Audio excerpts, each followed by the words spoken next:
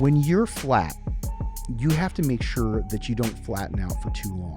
Because if you flatten out for too long, what you're going to end up doing is you're going to end up losing volume that you're not going to be able to get back right away.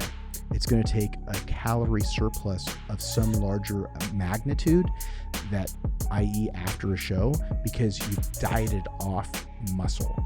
So a day or two of being flat is okay, but at the end of the day, you do not want to go a full week or 2 weeks of being flat, because that chest pump that you feel is about to come on, that doesn't come on, ends up not coming on until after pizza and donuts and burgers, and then maybe like 3 days after the show.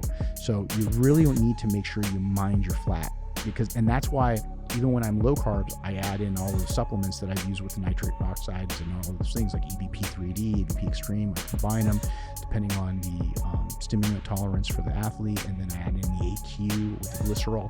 Well, what are these all things for? You think I just randomly came up with them? No, I came up with them because I can be able to run my athletes at a lower carbohydrate point and get them leaner while keeping them full. And that's what you're trying to do. You're trying to balance that out. So all of you guys that use this advice, I expect a GoFundMe. You guys can go ahead and give me a little tip jar somewhere. And so that is the key, is to try to actually do the best you can without flattening out your athletes or yourself too long. But you, at the same time, you can't stay full all the time, because if you do, you're going to be burning off all the glycogen that's constantly in your system, and you're not going to be able to get into those deeper body fat stores.